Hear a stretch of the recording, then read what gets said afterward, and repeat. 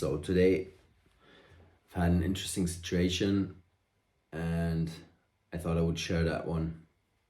So I've went to one of the government institutions to get some papers and some information about the project that I work on.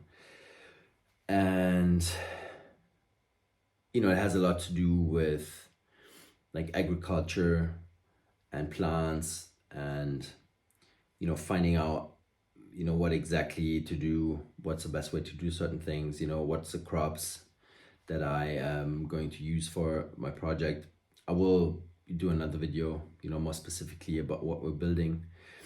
But whilst I was waiting there in line, a man came up and basically I just started talking to him, and he told me that all the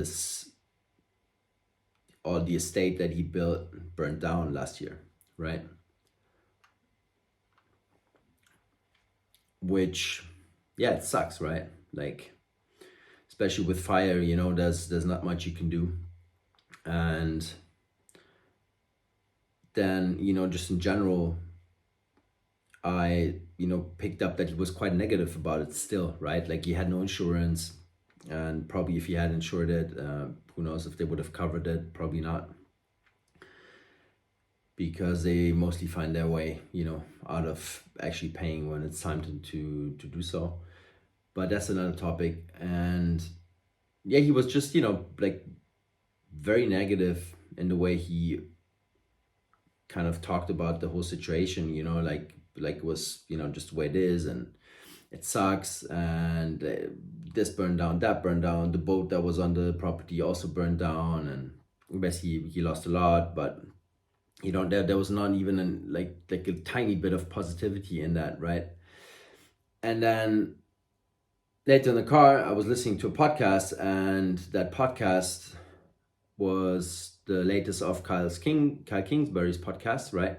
And he invited his brothers that he works with on his farm, and they talked about a similar topic, which is how to approach a certain area on the farm when wanting to plant something new, wanted to basically introduce new crops to that area, right? And in certain parts of the world, right, like they basically burn that area down, right? And they burn it down so something new can come up, right? So something new can basically start growing, and it gives so much nutrition to the soil, right? It gives so much back to the soil. Like the old trees burning down give all the nutrition for the new to basically come up, right?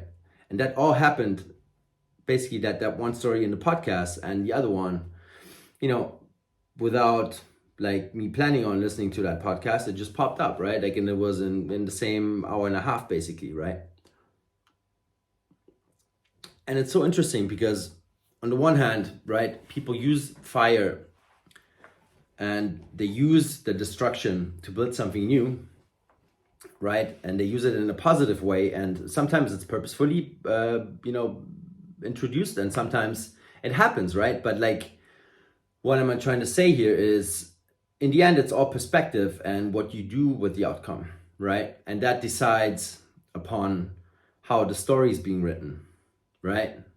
The gentleman that I talked to this morning, he could have basically been in a different situation had he not, right, chosen the negative storyline about what happened. I mean, it's easy to say for me, right? Like, it didn't happen to me, but I'm just saying, like, if we could, extrapolate something from that, which, it sucks for everyone when that happens, right? But like, it happened, and what are you going to do about it, right? Like, you just have to deal with it, and there's always two ways about it. Like, either, you put your head in the sand and you go with the negativity, and, you stay in the negative and you wait for somebody else to help you, which will never come. Or, you choose to learn from it, and maybe there's a way to actually turn that into something positive, right? Maybe there's a way to plant something new.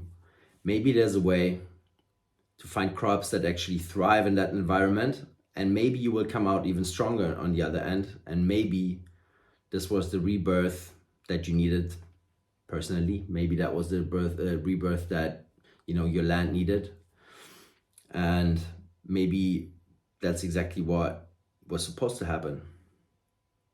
Just a food for thought.